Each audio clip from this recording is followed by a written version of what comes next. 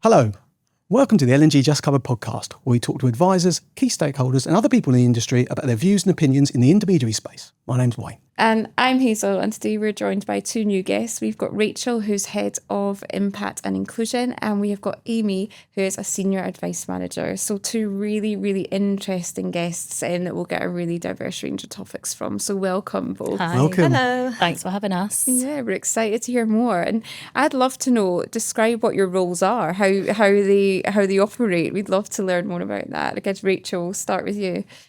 So I am Head of Impact and Inclusion. So it's a very new role. It actually only started in December. I have been at L&C for 14 years, so I'm part of the furniture really. But within my role, I look after sustainability, diversity and inclusion, our vulnerable customers and kind of our wellbeing, charity and community. So I'm all across the whole company in the mortgage and protection space. And then I've worked at L&C for 9 years, always in protection, but my current role, I manage 4 managers and around 40 to 50 advisors. We've just done some recruitment. So I do a lot of the training and development of the managers, of the advisors, and making sure we hit our business targets. Excellent, excellent. I'm going to ask you a question now, because a lot of people tend to say this. Did you fall into the industry or did you plan to come into the industry? I definitely fell into it. I was actually, I did a degree in dance, so completely not the career I was planning. You're not on TikTok, are you? No, not for that.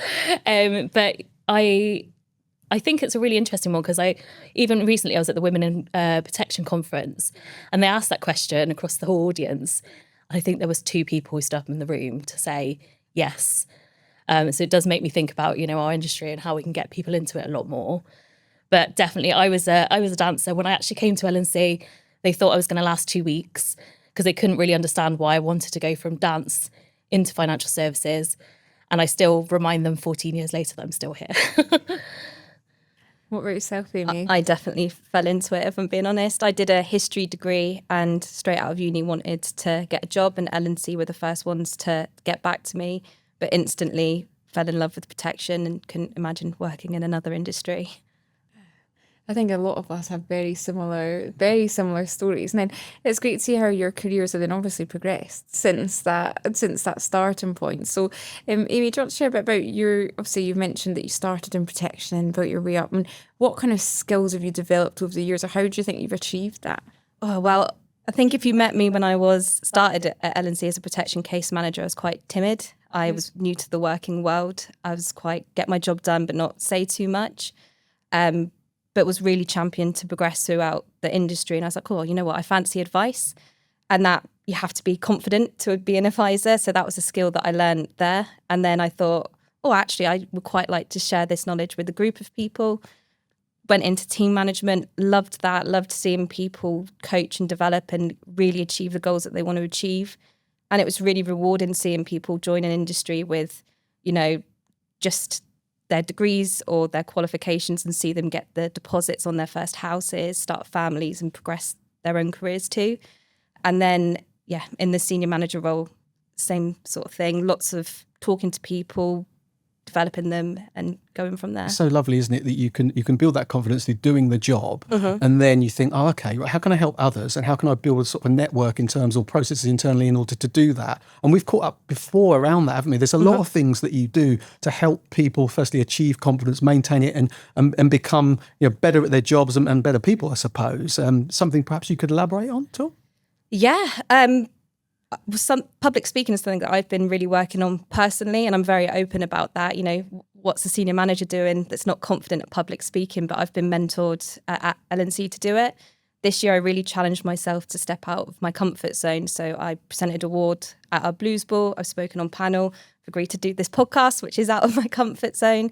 And I think showing your vulnerability in your development areas and showing people that even when you get to certain roles, you're not the finished article and you need to keep working on yourself means that people can be open with you with what they want to achieve, and you can work with them to get to where they want to be. Yeah, that's growth, isn't it? And I've seen Amy completely develop and change, and confidence has been absolutely amazing to watch. It's that growth mindset, isn't it? You've had that. Did you have to build that up from the confidence of being an advisor? Oh, yeah. Okay. I really struggled with objection handling when I first started advising. If someone said me no, I'd be like, oh, okay. Whereas you have to be that advisor. It's like, well, you should talk to me because of X, Y, Z, and you've got so many vulnerabilities and we need to talk about them.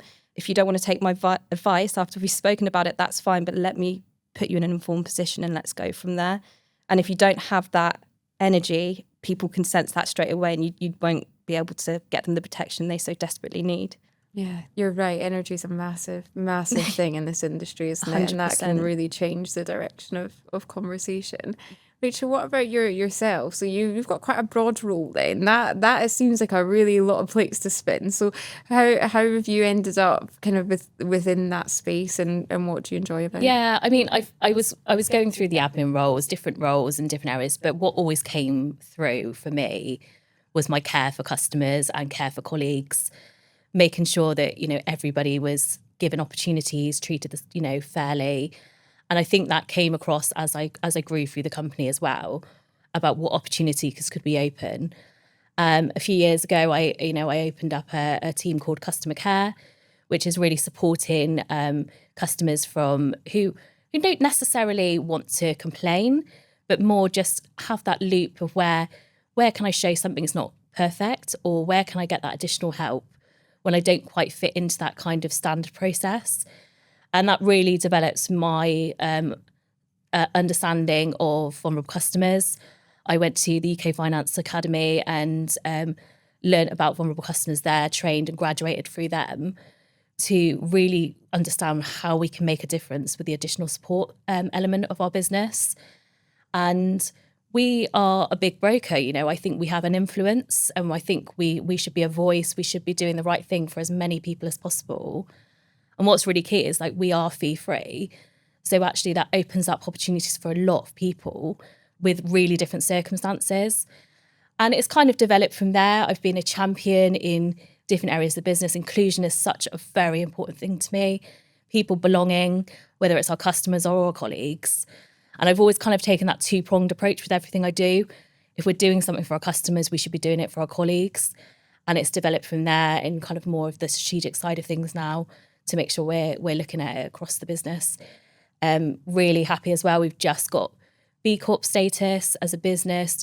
So it's showing the evidence of the great work that we're doing, which I was already aware of, but actually to get that accreditation and recognition has been really important for us. And that's not easy to get, so congratulations. Really that's difficult, a lot of work. yeah. I think it was one of the hardest things actually within my career, but I think once you are doing that right thing, if you can evidence it. And what I love about B Corp is it brings so many different areas of the business together, and it's evidencing from every aspect.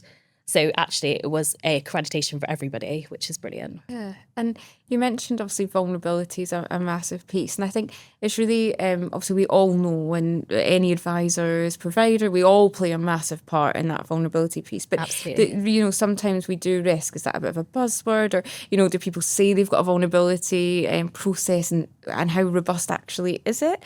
Yeah. So we did a bit of research and put together a vulnerability checklist with the Consumer Duty Alliance recently, and that's kind of a nice guide for people. But what have you said have been your key things that you've implemented or that have helped with that?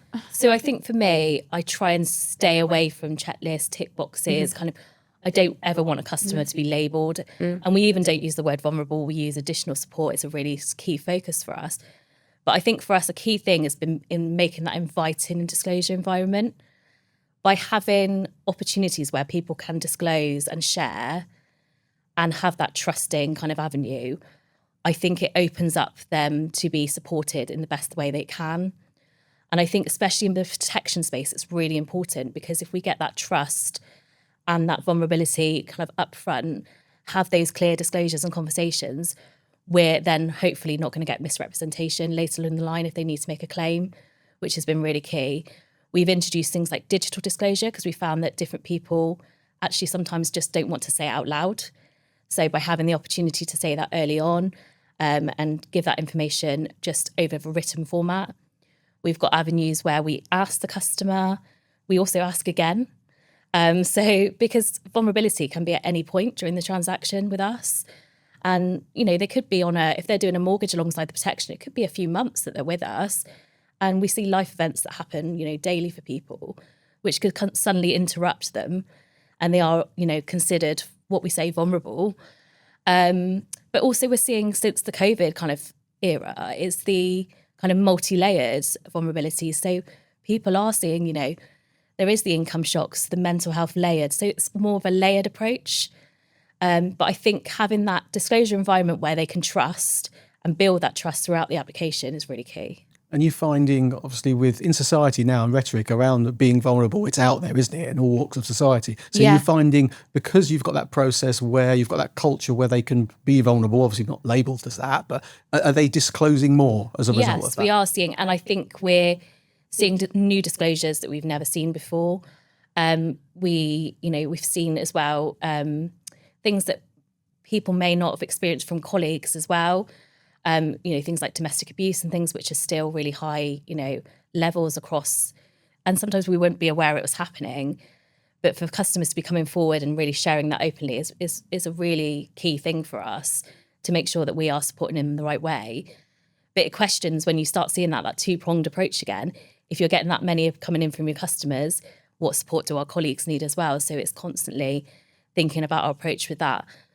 We've also seen, financial difficulties, mental health.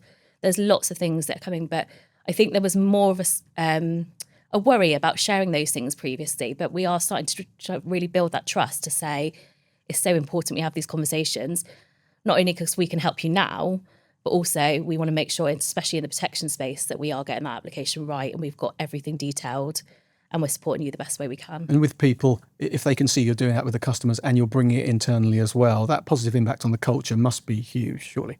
Yeah, it's been a real transformation. We were only talking about earlier, on the way here, the last few years have been a real journey for us.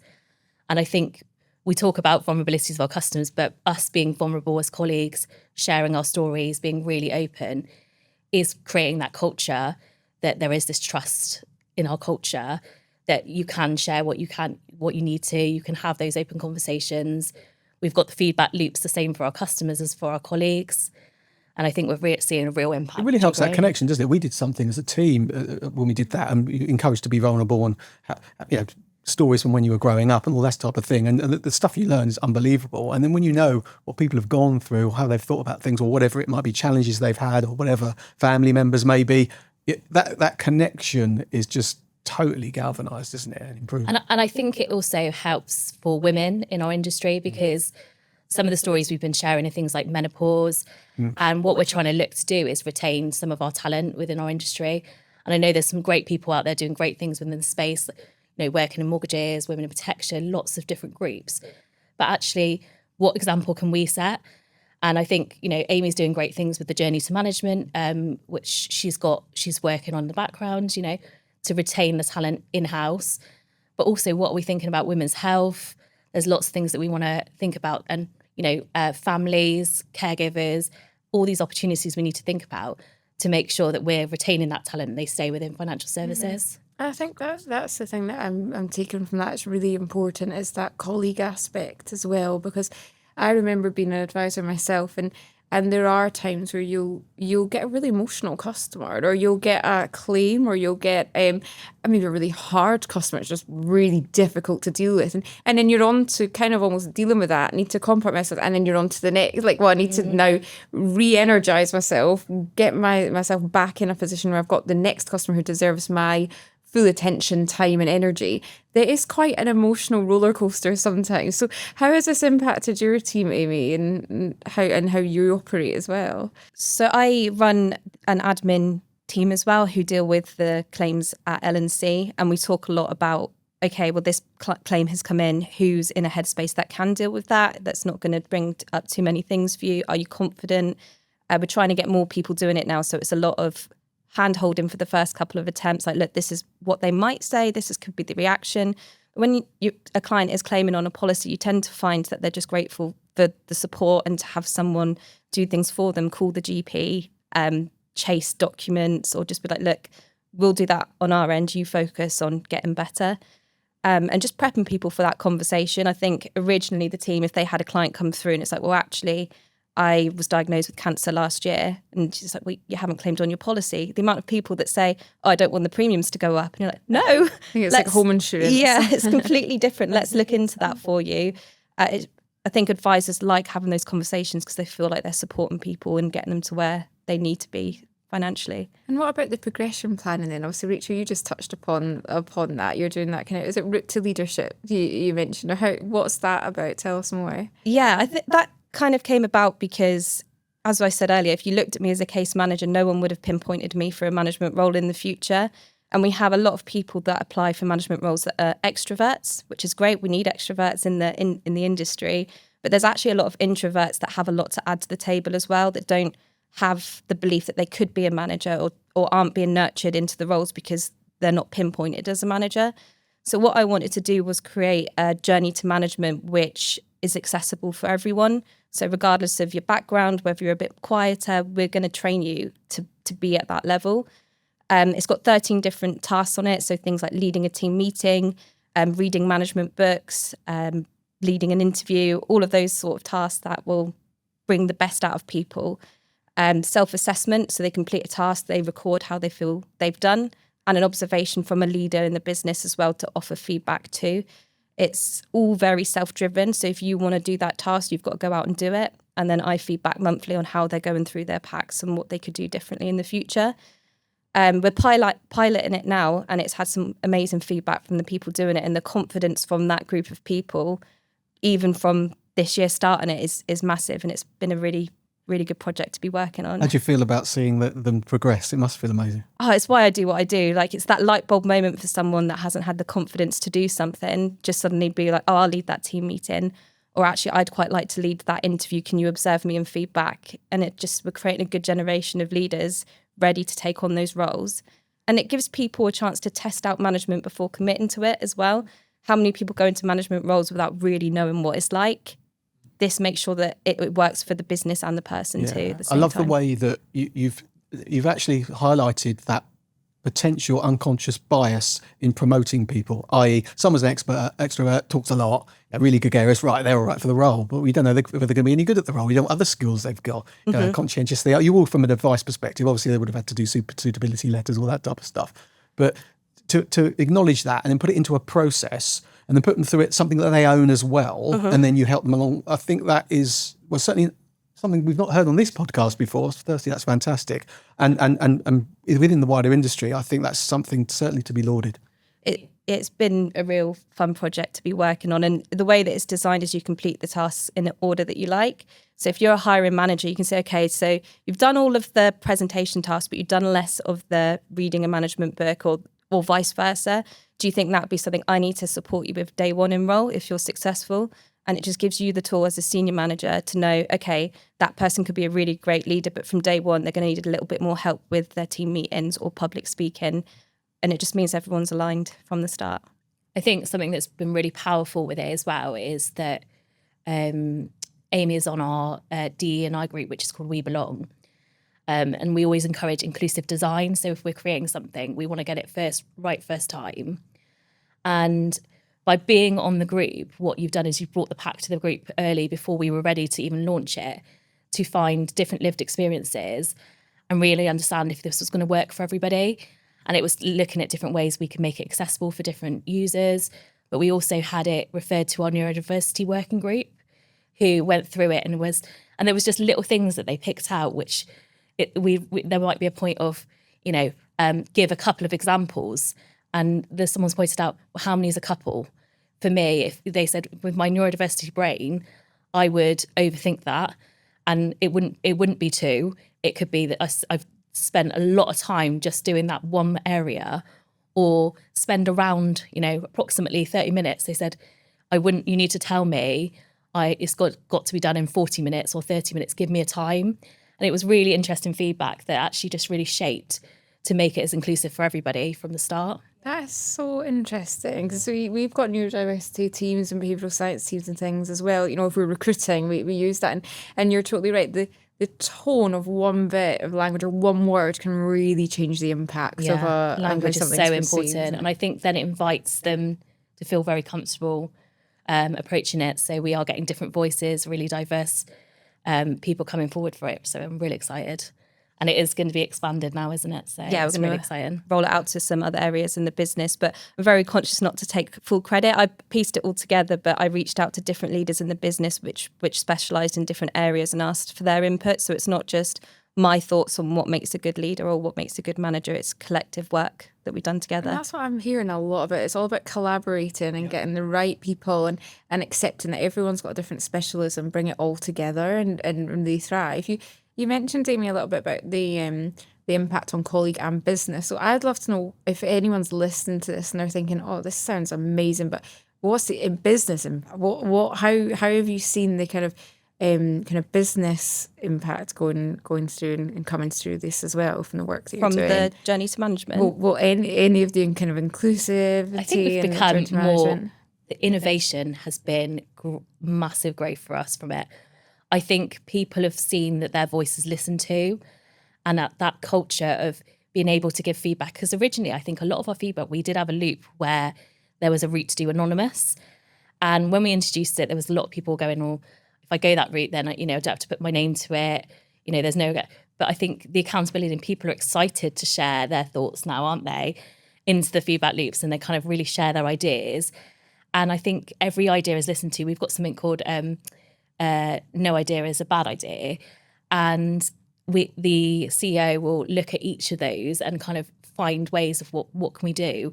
How can we make this better?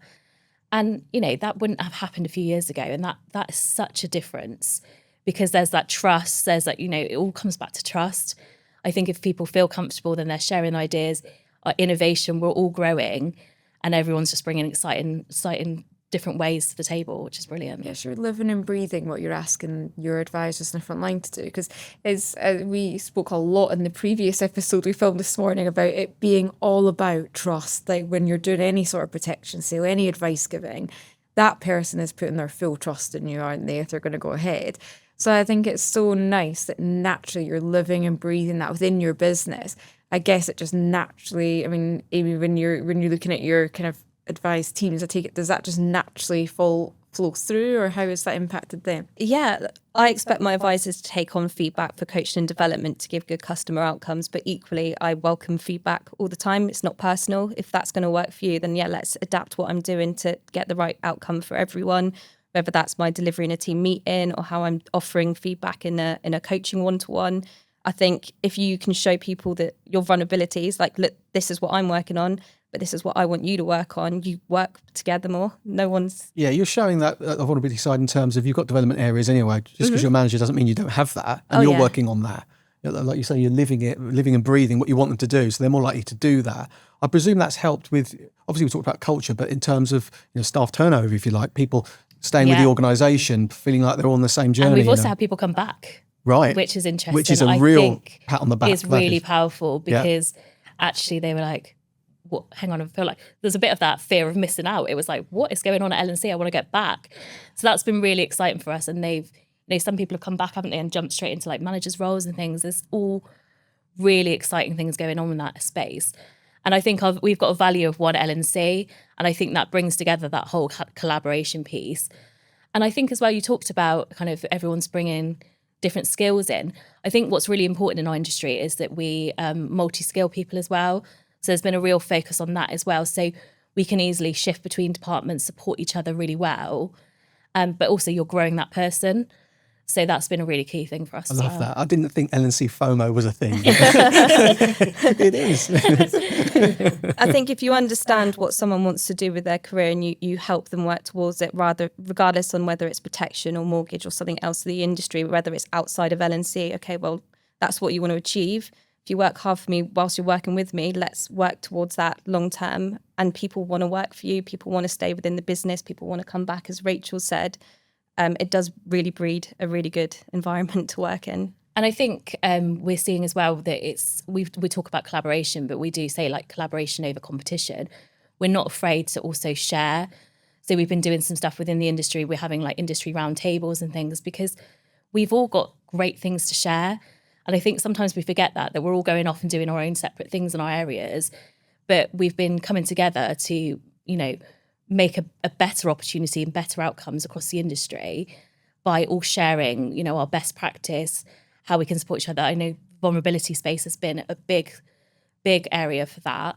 Working with our lenders and providers to make sure that we're all kind of on the same page. And also that we want to know that our customer we're putting with you is going to go on and have that same amazing journey. They're going to be supported, throughout that. Because we're recommending them, we're recommending them to that particular person. We want to make sure that lender or provider has that same impact all the way through. Absolutely, because you don't want it to be a disjointed feeling at all, do you? And for that trust that you've built with them to then be changed. I think that's definitely so important. And even from what you've discussed so far, I mean, I'm sat here from I'm in a leadership role and a provider point of view, but I'm learning. So I'm already thinking about things that I can take and think, I'd love to do that with my team, actually. How can I learn from this? So you're it's right. It's a learning process for us on these podcasts. Yeah, so we learn so much. You don't stop. Yeah. What I particularly love is the fact you're talking about sharing and going to these industry bodies or all external stuff you're doing, because quite a lot in our industry, people default, I'm not going to share that. I'm not going to share that because I know it probably comes from that legacy thinking of competitors and stuff. But the fact that you're doing that has that halo effect, doesn't it? That feel-good factor, the sort of industry culture piece, the perception of the industry, all that type of thing. It all adds up, doesn't it? I mean, even a few years ago when we were starting our D&I journey, we have been on a massive journey the last few years. We reached out with L&G and we had some really good conversations because you guys were kind of leading the way. You were doing some really great stuff. And actually, we were like, one of my first questions is what's working for you, what's not working, what's gone wrong for you, how have you approached different things? And that was a real starting block for us. And the best piece of advice, because I had this massive list of all these ideas, they were like, start small, Rach, just take a step back and actually just think about a couple of things that you can really make those impact, make the action, and then you build that trust. So we've gone back to that trust again. But if we'd have just launched in with this massive, diversity and inclusion program, I think it would have scared a lot of people. So it was getting those steps bit by bit to introduce it. And we just continue to do that daily. So it's an evolving journey for us. We aren't stopping there. We just keep building it into our day by day. And we're trying to just make it business as usual. And that's our real focus. Well, as the feedback comes in, it will constantly evolve, won't it, based on what your colleagues and customers are saying. And as the industry changes, I mean, people are getting older, people are buying properties later in life. There's probably that sandwich generation. There's a lot of more vulnerabilities that could potentially come up nowadays. And COVID, you've already mentioned, that was a huge pivotal moment, wasn't it, for a lot of people. I'm curious, Rachel, what you mentioned there were like two small things that you wanted to start on, or maybe not small. I bet the impact was massive, but two simpler things to work on. What were they? Where did you start? So we started with bringing kind of a sense of belonging. So that was bringing together. We also reached out and we started with a very small group, didn't we, of champions. Amy was on there as well, who I'd approached first of all. So that was the voices I thought would be our starting point. And I think once we started to, as we developed sharing stories, so we'd learned that from L&G, sharing stories were so positive that we could start building on our champion group. And we've stayed together. So a lot of companies are, quite large and they're able to branch out a lot of their kind of ERG kind of groups and stuff. But we've kind of kept ours under the We Belong umbrella, but with working groups within that. And that seems to work really well because we all come back together and have those voices. And then what we started to see was, there was people either inviting other people to join or there was people asking. So we just started to create that culture within the belonging group, which could develop. We also did start with focusing on awareness days. And I think if anyone's starting out on the journey, I think it is a really good way to shape your starting point. But I wouldn't say now we would do that because interestingly, I felt that we then became a little bit like a tick box, didn't we, Amy? And we were thinking, okay, it's Pride Month this month. We need to do this. We need to change our logos. We need to do all these little things. And then I was like, but why do we? So our strategy this year has actually really changed. And it was a great starting block. But actually now we know we can talk about Pride all year long. Well, I guess it doesn't go away, does it? It doesn't just fit with 1 month. Months. And actually that's been a really huge kind of change for us. We also looked at some really basic steps of going back to our recruitment and our onboarding. Because for me, I was like, we need to start at the beginning. If we get it right from that very moment they join, And it was simple things like how we were recruiting our inclusive recruitment processes, using diverse different voices in our interviews. We changed some of our wording, and we also, a really powerful one was changing our job profiles. Our HR spent a lot of work on this because there's that stat, I don't know the exact wording, but it's, males will kind of look at it and go, yeah, I can go for that. Whereas I think it's like females will go, well, if I can't get 90% of it, then I'm not going for that job because I don't think I can do it. So we actually started saying to people, even if you don't think there's everything on there, then don't worry, still apply. We want to hear from you. But another thing that we really adapted was, and I'd put in a particular job profile for a job, and they said to me, Rachel, why do they need to be excellent? And it was just the language that we're using is really key within that. And I said, well, that's what I'm expecting. I want somebody who's excellent. And they were like, but do they need to be excellent? Because I'm probably excellent at my job, but doesn't mean I think that I'm excellent all the time. And so they said, so if it said good, I'd probably go for it. And I was like, that's really interesting. That language can have such an impact on the people that are applying for a role. So starting right at the beginning has then developed our whole journey. So it's been a really strong, powerful part for us. Really is belonging, isn't it? It is, and you're right. It's to start at that front end, doesn't it? Getting the right people in, attracting the right people to the business. Have you noticed a different dynamic in your team, Amy, since this has all started? Yeah, definitely. And one of the things that we're trying to do in protection as well is in the past year we've started recruiting inexperienced remote protection advisors, and we're training them all remotely because at the moment, obviously, if we do the hybrid model, it's Bath or Newcastle, or actually this way we can get talent in from all over the UK. We can be more diverse. We can get more people in. And we're seeing hundreds of applicants for those roles now, which is good, keeps me very busy. And our HR department busy, and all of our team getting and recruiting people into the industry that perhaps wouldn't have the opportunity. So yeah, no experience of financial services. Nope, none. Okay. We do. What do you look for then? So we've just changed our recruitment process. So we do a role play initially. It's not protection, because if you don't know protection, it can be quite hard to do that. But it's like sell a holiday, sell a car. You get a choice of 5 role plays, and then we send an IT test. And then if you pass that, we'll then do a second stage interview. Because looking at my department, some of the absolutely superstar people that we have never sold protection before. And it's like, well, how can we get that everywhere? Where can we bring that in? And we've seen some really good candidates come forward that I'm really excited about. That is really, really great, isn't it? And as we said at the very, very start of this conversation, we all fell into financial services. So there's been a time where someone's taken a punt of all of us as well, based on our experience. I guess the other benefit, I'm just thinking out loud here, and you can correct me if I'm wrong, is if you've got advisors placed all over the country, you've then got a halo effect for business, don't you? Because you've then got their friends, their family now aware of this. L&C are then able to move kind of further into other areas. Because let's be honest, if you're a mortgage or protection advisor, your friends are going to come to you and speak to you, aren't they? So you're growing that business as well as a result of all the great work you're doing internally on that inclusion and diversity piece. And we do 2 events every year where the remote people, we pay for the hotel, travel down so that they can get that in-person interaction with people.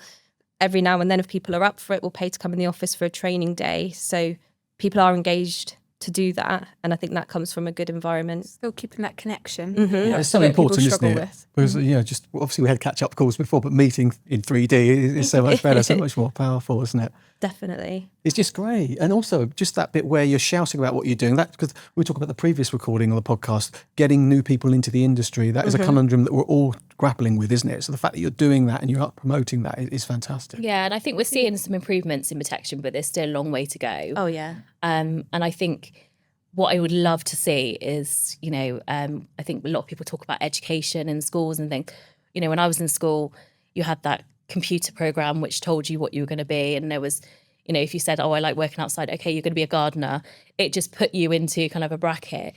But I don't remember anyone ever coming in and going, come into financial services, come and I wouldn't have even known it was a career, back in that stages, or an option, or that I could even achieve it. I think there was a real, I think there's still a kind of stigma around you need to have degrees, you need to have all these qualifications, but actually sometimes the best people have just got life experience. and just a bit of common sense. And they sometimes end up being the best people, you know, that we have. So I think it's changing, but we still have got a long way to go.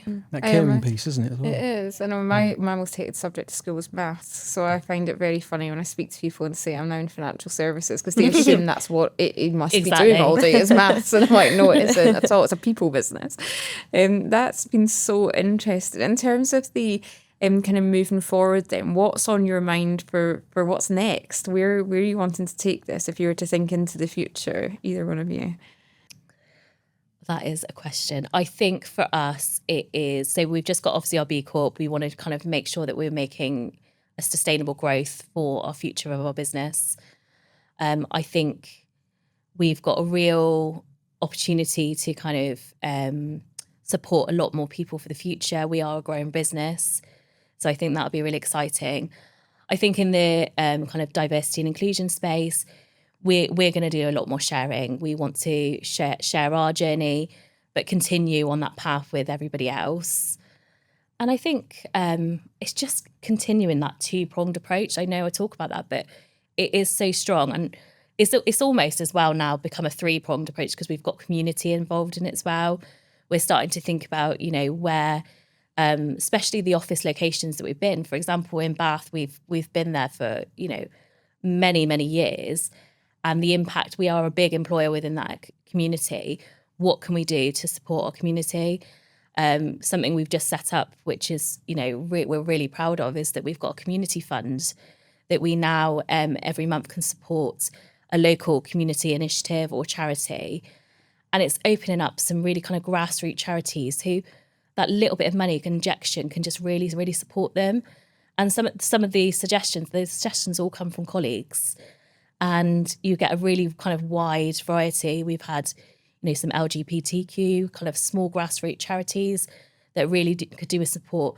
But we've also had really like different things. Like there was a community initiative about supporting people with uniforms to get into the workplace. So if they were at a stage where they were wanting to return back to work but couldn't afford uniforms and stuff, they could support with that. And then just a small injection of a donation can really make that powerful for them to make that happen. And it could be that they're coming for that interview at L&C. So, you know, that's really exciting to see. What about yourself, Amy? How do you view it going forward? Well, I'm about to take a 4-month sabbatical. Wow, okay. But what I'd like to see in the business in protection would be for the next year to see some people complete the Journey to Management course, have some different faces in the management teams, and have the confidence to be putting themselves forward for interviews. I'd love to see the protection department grow further and have some more different people in the industry really doing well, showing the results and finding a love for protection. Like, we all fall into it, but we're all still here because we care about it. And I want to see new people have that experience. I guess we're all still here because we've had someone, as I said at the start, taking a chance on us, but then also nurtured that and given us the space to grow and learn, isn't it? So we have to ask, what are you doing for your sabbatical? I'm getting married. Oh, congratulations. So I'm Congratulations. eloping in New York, and then I'm doing a travel around the world.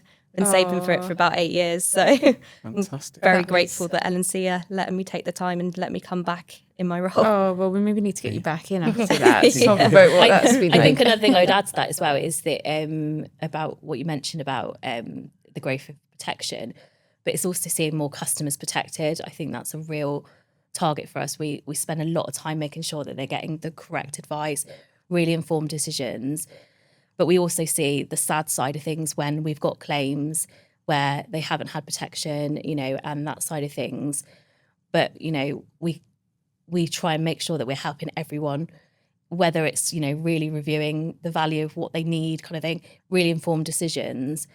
And I think that's really key because we have every conversation with every customer, don't we?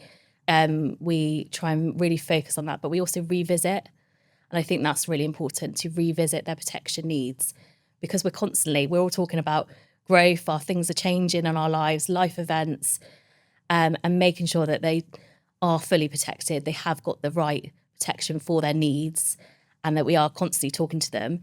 Because like you mentioned, we have so many people come to us who end up making a claim because we do a review and they said, oh, well, I did have cancer last year. And you're like, what? Hang on a minute, let's stop. And they've been some amazing stories that we've been able to share, haven't they? So yeah.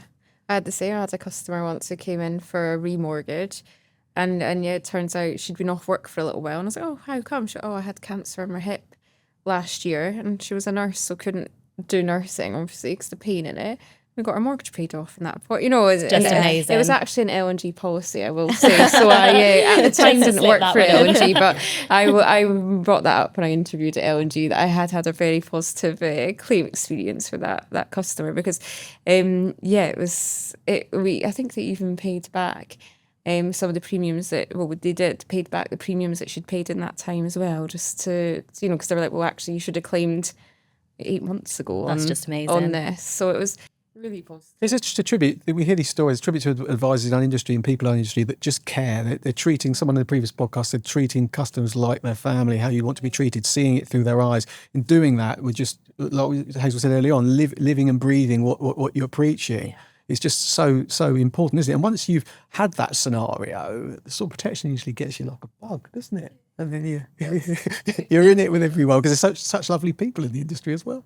We've got a lady in our claims department who once a month shares a claim story, and rather than just this person got a £200 payout, she'll paint the picture. So she'll say, look, this was a 35-year-old woman, this was her job, how long it took the claim to pay out, the conversation you had with the client about what she's going to use the claim for. So again, to help our advisors be like, well, look, here's an example for you, here's a real life story that we've seen at L&C.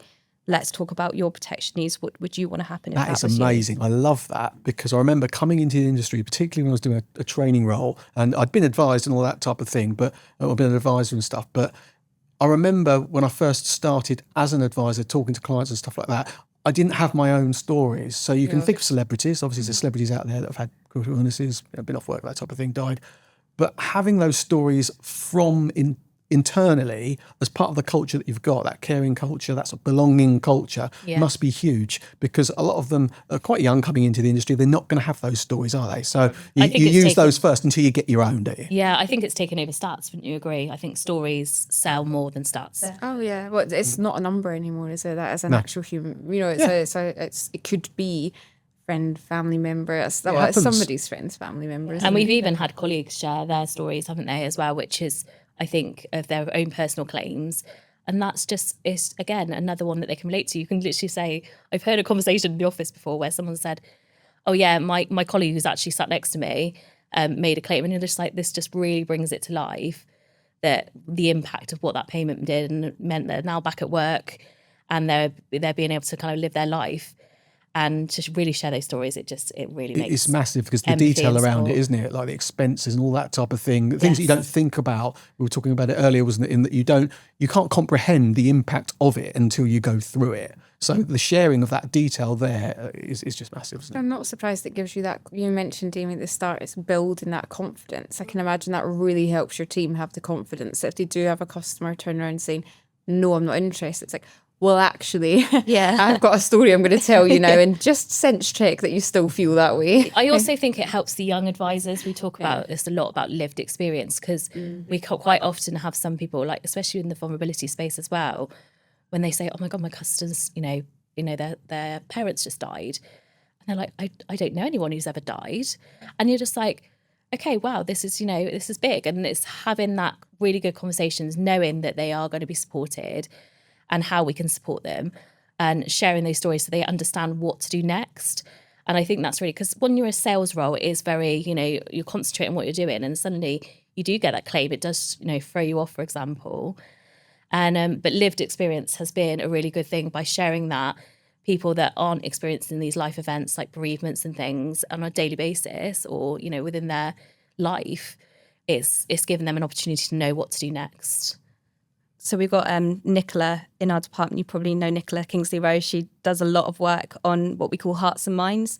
So she'll go out and look at claim stories outside of L&C as well, and will send us the information to roll out in team meetings. So we're constantly talking about claim experiences, the difference protection has made, along with that monthly written piece of, here's a claim story for you, goes hand in hand to help with the conversation. It needs that consistent feed of info as well, doesn't it? Mm-hmm. And so I like the way she's going externally as well, because you have to keep on it with it, don't you, to make sure people are aware it's top of their minds, that they're appreciating it. I'm not saying they don't, but you do in the protection space, don't you? Mm-hmm. Yeah.